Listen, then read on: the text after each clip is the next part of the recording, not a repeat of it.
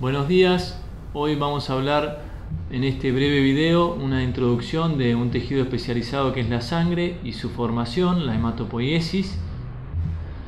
Es un tejido líquido conectivo especializado que circula a través del aparato circulatorio. En un adulto normalmente hay aproximadamente 6 litros, lo que constituye aproximadamente el 7 al 8% del peso corporal total.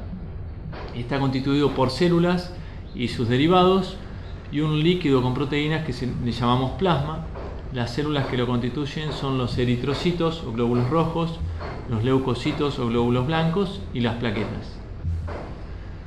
Se pueden hacer muchas determinaciones que brindan una información muy rica y se utilizan diariamente en la práctica médica. Se puede hacer un centrifugado de la muestra de sangre, lo que nos da que en el sedimento hay glóbulos rojos concentrados. Ese sería el hematocrito, el volumen compactado de los eritrocitos. Por encima van a quedar los leucocitos y las plaquetas, y en el sobrenadante del centrifugado queda el plasma, que es el material extracelular junto con proteínas y demás sustancias.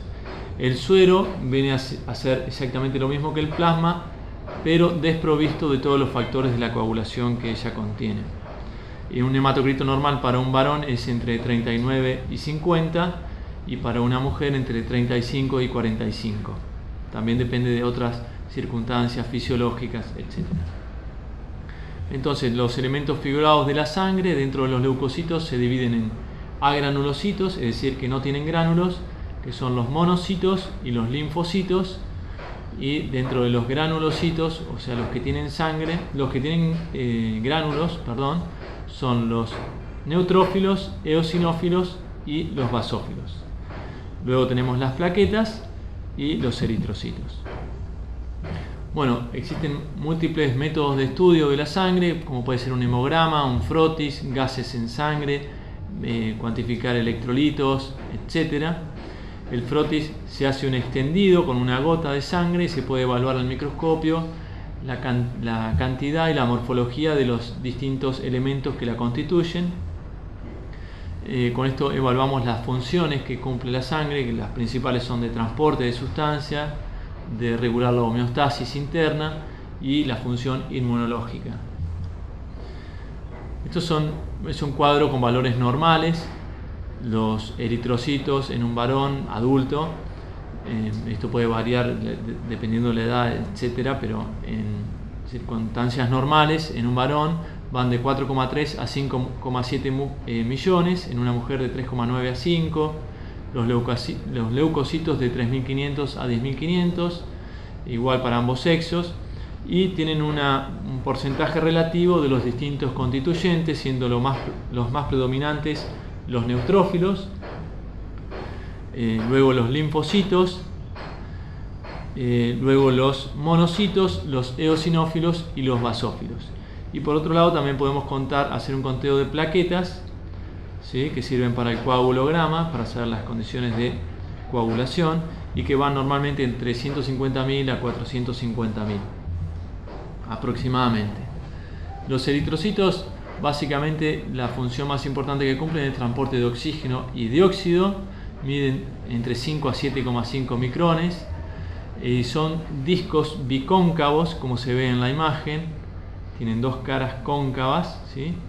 Y la particularidad es que no tienen núcleos. Tienen las glucoproteínas que representan el grupo ABO y el grupo RH, que dan los distintos grupos sanguíneos.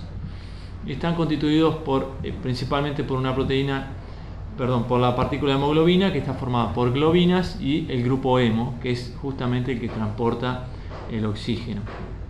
Acá podemos ver un esquema. Este sería un frotis de sangre periférica con eritrocitos que se ven anucleados, redondeados, con una parte central hipocrómica. Esto es una plaqueta para comparar el tamaño, ¿sí? Esta es una fotografía de microscopía electrónica donde se ve la doble concavidad, ¿sí?, y la plasticidad que puede tener el eritrocito para ir circulando por la sangre sin romperse y deformándose y volviéndose a formar. Los leucocitos, entonces dijimos que los granulados son los neutrófilos eosinófilos y basófilos, que se diferencian entre sí por sus funciones, por la morfología del núcleo y por los distintos gránulos que tienen. Y los agranulocitos se dividen en linfocitos y monocitos, se les dice monomorfonucleares, y no tienen gránulos en general, a diferencia de los granulocitos. Los gránulos pueden ser inespecíficos, azurófilos o primarios, o específicos o secundarios, se clasifican así. Yendo a la morfología de cada uno, los neutrófilos tienen núcleos segmentado, polilobulado, ¿sí? Unido por esta línea, y en su citoplasma tienen abundantes gránulos de distintos tipos, ya sea inespecíficos o específicos. En el extendido de sangre periférica tienen mayor tamaño que el eritrocito, se ven los núcleos multilobulados y un citoplasma rico en gránulos. Esto es lo mismo a mayor aumento, donde se ven la segmentación del núcleo y el citoplasma granulado. Bueno, los constituyentes que tienen los gránulos depende. Los inespecíficos tienen fosfatasa ácida, mieloperoxidasa, proteínas básicas. Los específicos tienen fosfatasa alcalina, colagenasas, lactoferrina, distintas enzimas como la lisozima, la lipasa. Y los terciarios tienen fosfatasas, gelatinasas, metaloproteinasas. Luego tenemos la interacción molecular que pueden llegar a tener en los distintos sitios, porque tienen proteínas en la superficie que le permiten adherirse a la superficie del endotelio y en condiciones de inflamación trasvasarse y pasar hacia los tejidos subyacentes, ¿sí? Esto va a ser obviamente estimulado por distintas partículas como pueden ser las histaminas, prostaglandinas, etcétera, que aumentan la permeabilidad del vaso y permiten el trasvasamiento de los neutrófilos hacia los distintos tejidos, generalmente con inflamación, donde van a cumplir su mayor función, que es la de fagocitar. Entonces, la fagocitosis hay dos formas, puede ser anaeróbica o por explosión respiratoria, y lo que hacen es, una vez que fagocitan, ese cuerpo se llama fagosoma, que es lo que se ve en el esquema acá, que al unirse con las enzimas pasa a llamarse el fagolisosoma, que digieren y luego liberan las partículas que fueron degradadas.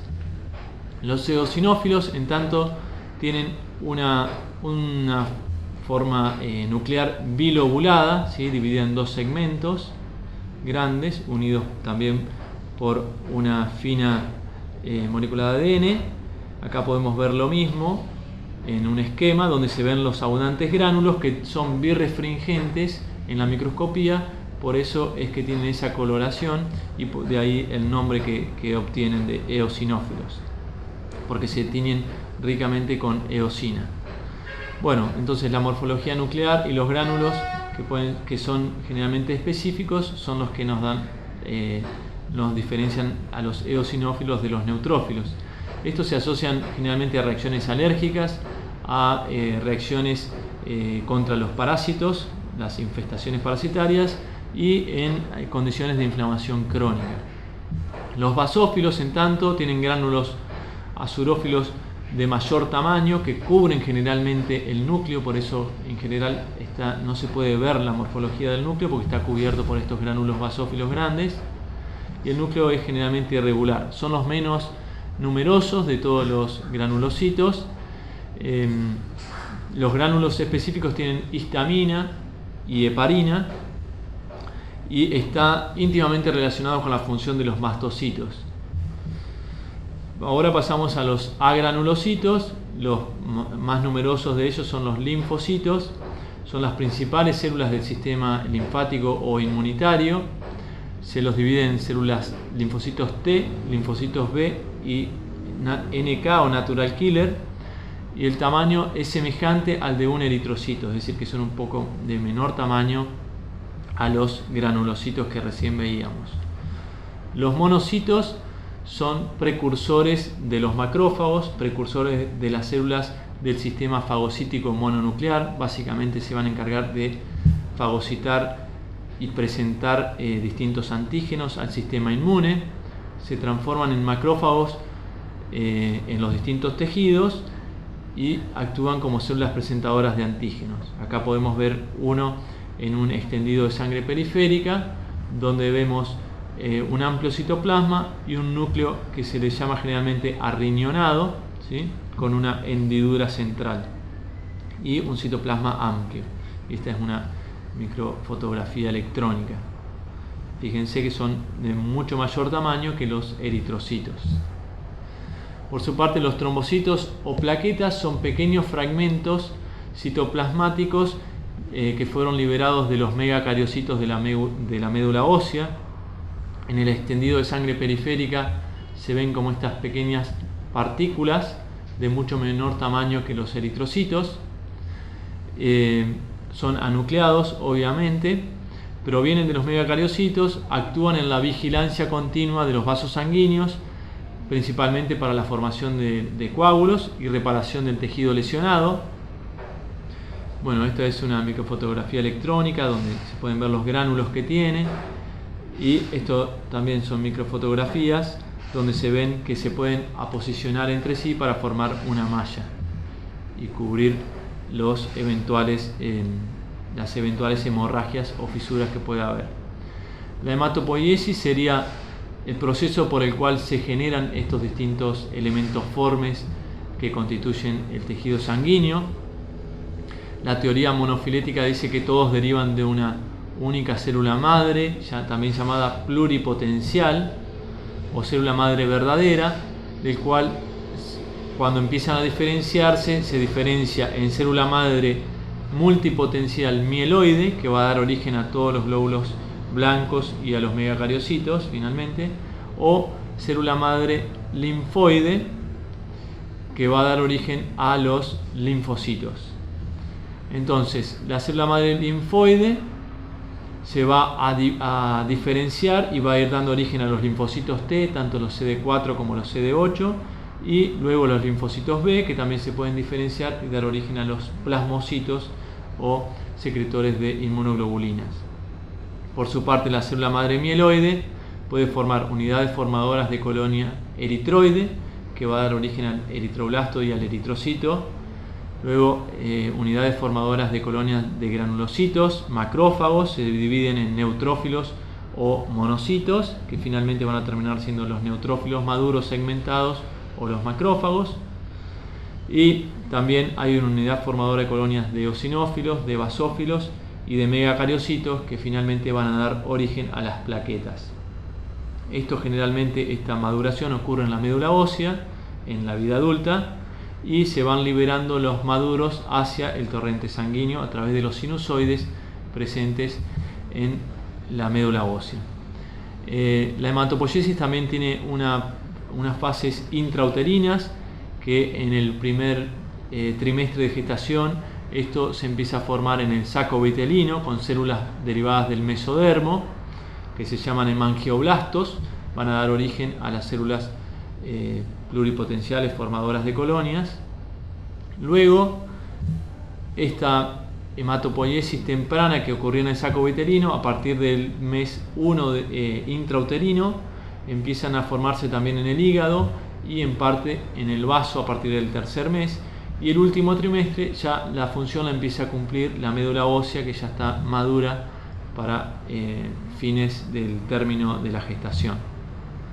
La médula ósea cumple varias funciones, básicamente producir células maduras y precursores de los linfocitos, que luego van a ir a madurar al timo o a los órganos linfáticos periféricos como los ganglios linfáticos.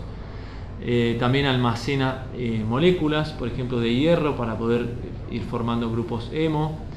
Tiene una producción por día kilo masa corpórea de 2,5 por 10 a la 9 eritrocitos, 2,5 por 10 a la 9, estos serían millones de plaquetas, y 1 millón de granulocitos. Y se divide en regiones donde la serie por tipo celular, la serie eritroide y los megacariocitos se disponen cerca de la pared de los sinusoides. En cambio, la serie precursora de granulocitos está más en el intersticio, un poco más alejada de las paredes sinusoidales. Esta es una imagen microscópica histológica, donde se pueden ver los precursores en la médula ósea. También está constituida por células adiposas maduras. Este es un megacariocito pegado a un sinusoide que va a dar lugar a las plaquetas, precursores eritroides y precursores mieloides más en el intersticio. Acá podemos ver otro esquema de la microscopía, donde se ven los sinusoides de la médula ósea, por donde donde se van a transportar los elementos que ya fueron maduros o las plaquetas, el tejido adiposo y la disposición de los distintos precursores, tanto de glóbulos blancos como de glóbulos rojos y de megacariocitos, que son estos de mayor tamaño, que van desprendiendo parte de su citoplasma hacia los sinusoides, dando lugar a las plaquetas.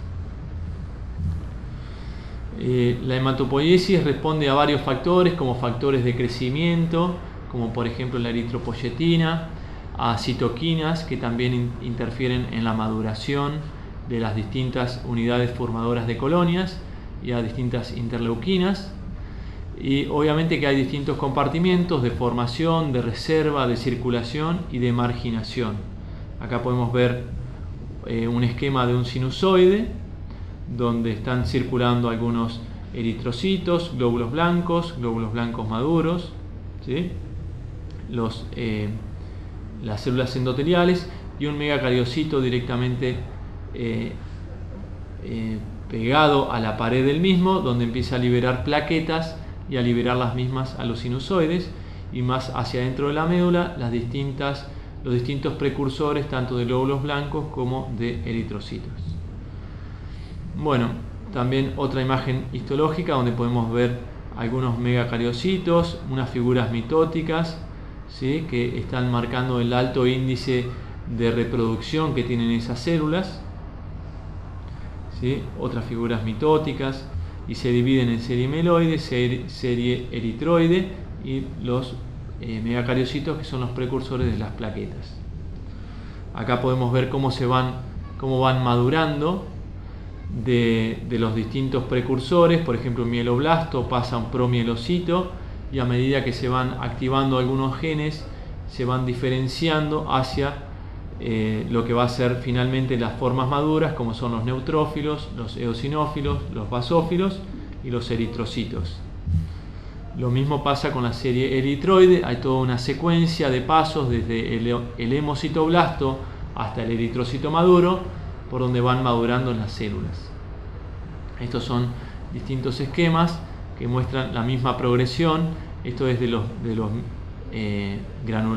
granulocitos, cómo se van formando a partir del mieloblasto, el promielocito y las distintas series que van madurando hasta alcanzar el estadio maduro, que pasan a la circulación sanguínea. Lo mismo ocurre con los linfocitos, y lo mismo ocurre con los megacariocitos, en lugar que ellos van liberando parte de su citoplasma y formando las plaquetas. Bueno, eso es todo, muchas gracias, espero que les sirva, y siempre complementar con la lectura de la bibliografía. Gracias.